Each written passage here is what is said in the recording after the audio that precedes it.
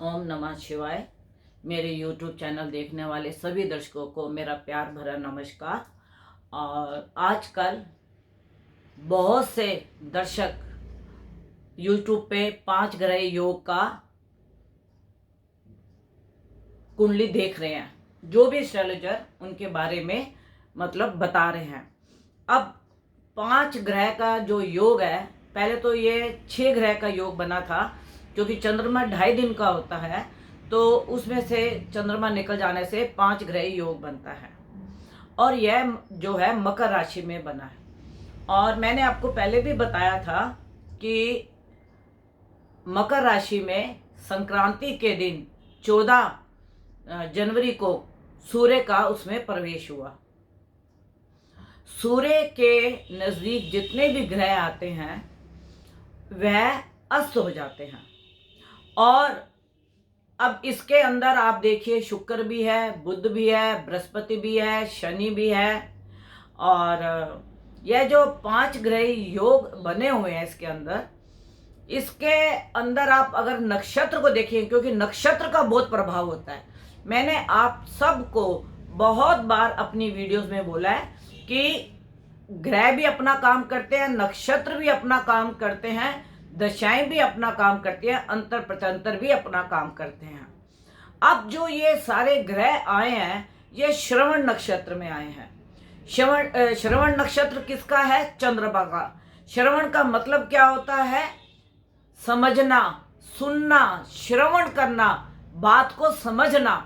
तो जब श्रवण नक्षत्र में ये ग्रह आए हैं, तो आप ये देखिए कि मकर राशि, मैंने आपको काल पुरुष के हिसाब से भी बताया था और कुंडली के हिसाब से भी मैं आपको बता रही हूँ। जिसके भी जहां जहां जो जो ग्रह श्रवण नक्षत्र मकर राशि जहां पे होगी, जिसकी कुंडली में मकर मतलब जैसे अब मान लीजिए कि मकर राशि है, तो उसके तो लगन के अंदर ही मकर राशि में ही उसके ग्रह आ गए और वो उसको मकर का फल देंगे।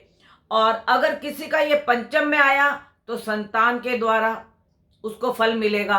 संतान के क्या फल मिलेंगे? जो जो ग्रह जहां जहां बैठा होगा और जिस जिसका कारक होगा, वैसे उसके संतान को उसको फल मिलेंगे।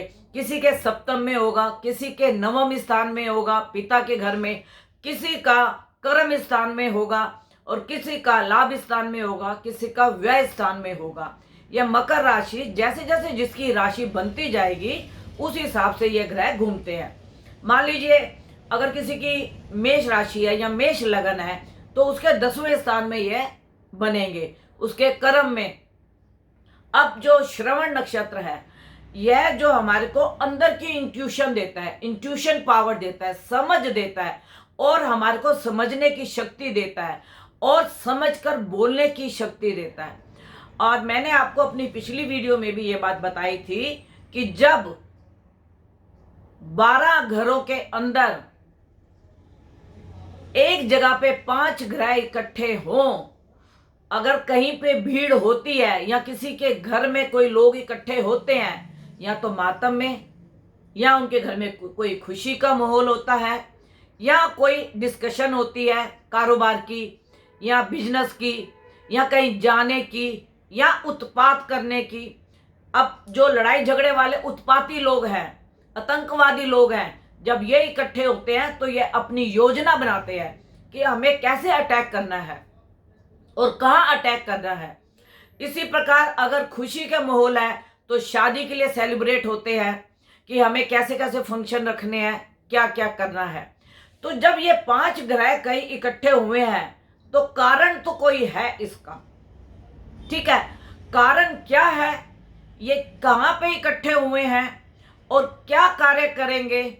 और जो श्रवण नक्षत्र है, यह जो श्रवण नक्षत्र की मैं आपसे बात कर रही हूँ, चंद्रमा इसके इसके इसके 3 नक्षत्र होते हैं, रोहिणी और रोहिणी, श्रवण और एक नक्षत्र और होता है इसका। तो ऐसे इसके 3 नक्षत्र होते हैं। तो अब आप देखिए, अगर ये मतलब रोहिणी में तो राहु बैठा हुआ है। अब रोहिणी में जब राहु बैठा हुआ है तो राहु से त्रिकोण, यह 5 ग्रह का योग बना हुआ है। तो कुछ तो ऐसा होने की संभावना है जो ये 5 ग्रह इकट्ठित हुए हैं। अब आप देखिए, अगर मैं आपको कहूं कि भाई इसमें कोई ऐसी घटना नहीं हो सकती, इसका क्योंकि चंद्रमा मन का कारक है। बुद्धि पलटने में और ग्रह के पलटने में कुछ भी मिनट नहीं लगता। चंद्रमा ऐसा मन का कारक है। देखिए, अब जिसके सप्तम में बैठा होगा मकर राशि, तो उसमें पति पत्नी में कुछ ऐसी बातें होंगी। अगर तो पति की कुंडली में पत्नी के घर में बैठा है तो पत्नी को सब पति से सुनना पड़ेगा। जो उनके तालमेल नहीं बैठ रहे थे, अब उसको समझना पड़ेगा कि हमें तालमेल कैसे बिठाने हैं। अगर किसी के भाग्य में है तो उसको अपने भाग्य की समझ आएगी कि मुझे को अपने भाग्य को कैसे बढ़ाना है। और किसी के अगर धर्म स्थान में, कर्म स्थान में बैठे हैं तो उसके कर्म में बढ़ोतरी होगी। और जैसे जैसे उसके ग्रह योग के बैठे होंगे वैसे वैसे उसको कर्म स्थान में फल मिलेगा और उसको उसकी समझ वैसी चलेगी। और जिसके एकादश में लाभ स्थान में होंगे उसको वैसा फल मिलेगा। और 5 ग्रहों का योग बनना कुछ तो कारण बनता है और इसमें सावधानी की बहुत जरूरत है। मैं अपने सभी देखने वाले दर्शकों को बोलूंगी, अपने परिवार के सदस्य, अपने बच्चे, अपने पति का ध्यान रखें, वो कहीं उत्पात की जगह पे ऐसे ना जाए। क्योंकि सूर्य जो है वह घनिष्ठा नक्षत्र में है, मंगल के नक्षत्र में, और मंगल उसका मित्र है। और आपको एक बात यह समझनी होगी कि जब सूर्य के नजदीक आके ग्रह मतलब अस्त हो जाते हैं तो वो जिम्मेवारी जो है सूर्य के ऊपर आ जाती है सारी उस कार्य को करने की। जिस प्रकार आप एक उदाहरण ले लीजिए, किसी माँ का या माता पिता का बच्चा अपाहिज है और या मतलब पढ़ाई में वीक है, तो उसकी जिम्मेवारी किस पे आती है? माता पिता पे। किस तरह की जिम्मेवारी आती है कि इसके लिए हम ट्यूशन रखें या हम इसको किस तरीके से पढ़ाएं, अगर अपाहिज है तो इसको किस तरीके से ठीक रखें या क्या करें। तो मंगल और सूर्य आपस में मित्र हैं। और अगर मंगल भी अस्त होता है, अभी तो मंगल के अस्त होने का कोई योग नहीं है, लेकिन सूर्य जो है मंगल के नक्षत्र में है तो यह मंगल वाला कार्य भी करेगा। तो कहते हैं मंगल अपना जो दंगल का प्रभाव करता है, लेकिन मंगल अपनी राशि में है तो दंगल का तो मुझे मतलब इतना प्रभाव नहीं लगता। और हमारे गुरुजी जो मणि रत्नम जी हैं और बनारस के रहने वाले हैं, उनके भी मतलब आशीर्वाद से मतलब मैं इतना ये बोल सकती हूँ कि कुछ अनहोनी घटना तो होने की मुझे संभावना नहीं लगती।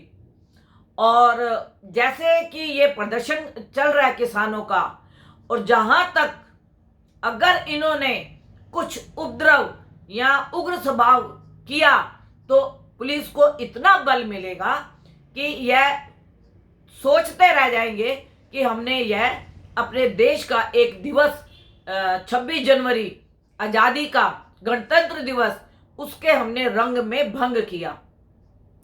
संभावना तो मुझे कम लगती है क्योंकि पुलिस बल का बहुत प्रभाव होगा, क्योंकि मंगल अपने घर की अपनी राशि में है और अपनी राशि में होने से मुझे इसके प्रभाव से ऐसे लगता है कि पुलिस बल को पूरा अधिकार दिया जाएगा सरकार के द्वारा कि अगर कोई भी उपद्रव या कुछ ऐसी घटना करते हैं तो उसका सख्त से सख्त निर्णय लिया जाए।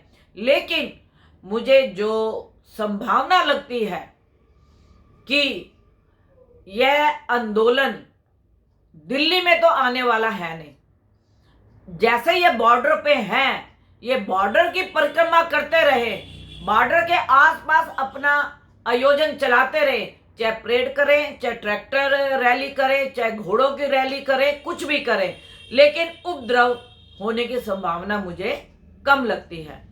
तो मैं इसीलिए आज ये बताना चाह रही थी कि बहुत से दर्शक बार बार कहते हैं पंचग्रह योग बना है, पंचग्रह योग बना है।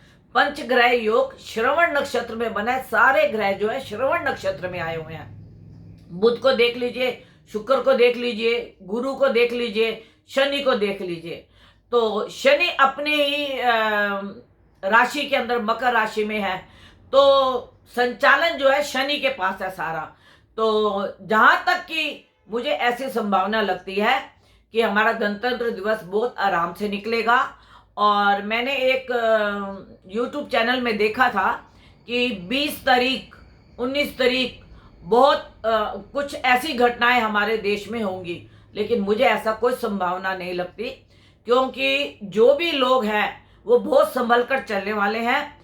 और उन्हें मालूम है कि शाहीन बाग के टाइम में जो ये उपद्रव हुए थे और अखंड मंथन में बताया गया था, उनकी भुगतान उनको कितनी बुरे भुगतनी पड़ी और आज तक वो भुगत रहे हैं। और यही मैं आपको बताऊंगी, जो पंचग्रह योग है, यह है तो श्रवण नक्षत्र का, इसी के अंदर सारे ग्रह आए हुए हैं, लेकिन इसमें अपने मन को कंट्रोल करना और मन के अधीन रहना। और श्रवण नक्षत्र यह सिखाता है कि श्रवण करो, बात को समझो, बेसमझी बात मत करो। तो ब्रह्मा विष्णु महेश जो हैं वह भी मतलब हमारे को यही ज्ञान देते हैं कि जैसे कि जो चीज़ एक बनी है उसने जाना तो है ही है। जैसे ब्रह्मा हमारे सृष्टि को रचने वाले, विष्णु पालनहारा और महादेव डिस्ट्रॉय करने वाले। तो जो चीज आई है वह जाएगी तो सही। और जो यह आंदोलन शुरू हुआ है ये इसी प्रकार शांति से ही अपने आप निपट जाएगा।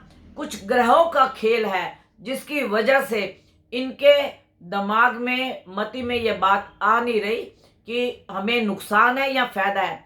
जब यह ग्रह अपनी अपनी जगह पे अपने अपने स्थान में जाने लगेंगे, जैसे बुध का परिवर्तन होगा, शुक्र का परिवर्तन होगा, और जब ये ग्रह उदय होंगे तो यह सारा वातावरण शांत हो जाएगा। ये चाहे कितना भी कहें कि हम 6 महीने का धरना देंगे या हम 1 साल का धरना देंगे, जब ग्रह बदलते हैं तो बुद्धि भी अपनी पलट जाती है। ओम नमः शिवाय। और जो मेरे से कांटेक्ट करना चाहता है वह 9810930691 पे कांटेक्ट कर सकता है। 9999338366 11 बजे से 4 बजे तक आप मेरे से अपनी कुंडली का अवलोकन करा सकते हैं।